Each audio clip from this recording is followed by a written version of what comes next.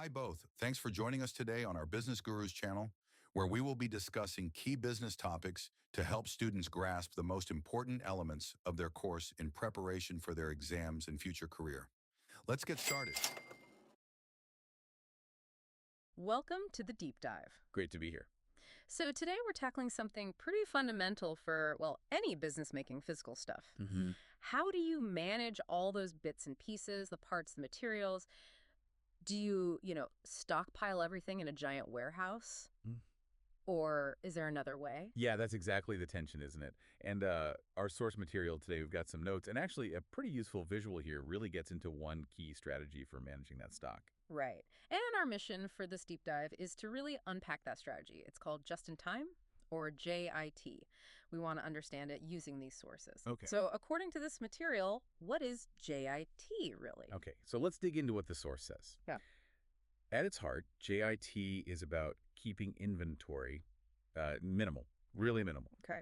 The business doesn't maintain these huge reserves of parts sitting around in a warehouse. No stockpiles. Essentially, no. Yeah. Instead, the idea is that parts arrive precisely when they're actually needed in the production process, like the same day, sometimes even the same hour.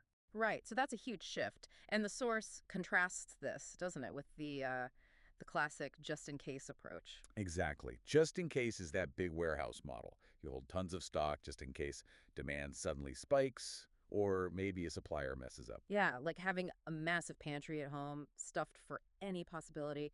JIT sounds like the total opposite, more like getting groceries delivered for just tonight's dinner. That's a good way to put it. And the source really emphasizes why companies go for GIT. It's not arbitrary. It's got to be cost. Oh, absolutely. The big driver, according to this, is usually significant cost savings. Think about it. No massive warehouse means lower storage costs, less insurance needed, less waste from parts becoming obsolete. And less money just tied up, sitting there as stock. Precisely. That capital can be used elsewhere. So yeah, cost is a major factor here. Okay, but it sounds almost too simple. Just get it when you need it. The source must mention the catches, right?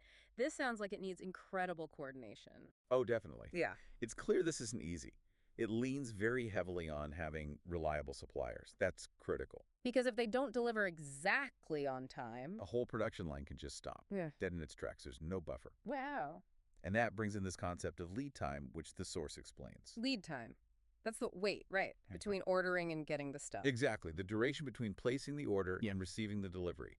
And for JIT to work, that lead time has to be, well, short, predictable, and super reliable. Can't be waiting days or even hours sometimes if you need it right now. You got it.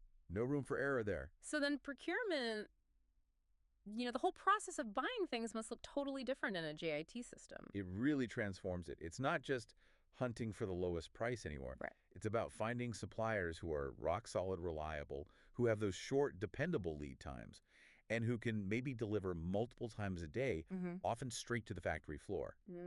Our visual force kind of hints at that constant, precise flow. This reliance, though, on suppliers, on perfect timing, the source implies that's both its strength and maybe its biggest weakness. Absolutely. That's the double-edged sword. Yeah. It's incredibly lean, very cost-effective when everything clicks, smooth sailing. But if anything disrupts that flow, Yeah. A strike at the supplier, a big storm delaying transport, even just a batch of parts failing quality control. There's no backup stock. Production just halts. Almost immediately. So the source implicitly asks, how tough is your supply chain, really?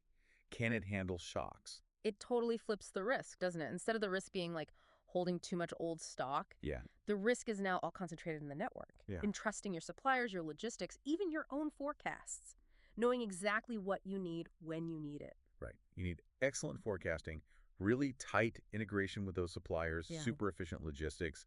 The notes point out JIT isn't just a purchasing trick. It's a whole operational philosophy. It changes everything. Scheduling, quality, relationships. Okay, so let's quickly recap what we've pulled from the source material in this deep dive. Just in time, JIT.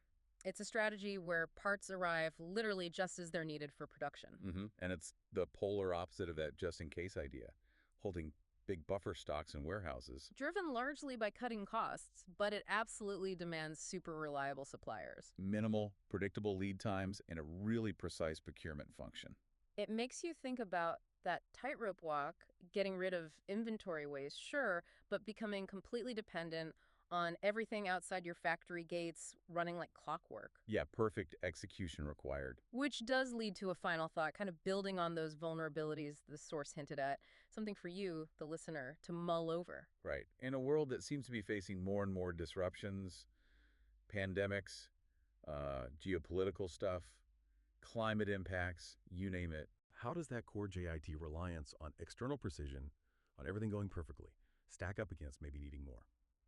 Resilience, more of a safety net. What's the real cost calculation now between being just in case versus the risk of not being just in time when inevitably things do go wrong? Thanks to both of you for joining us today. You've been listening to the Business Gurus. Let's now hand it over to you.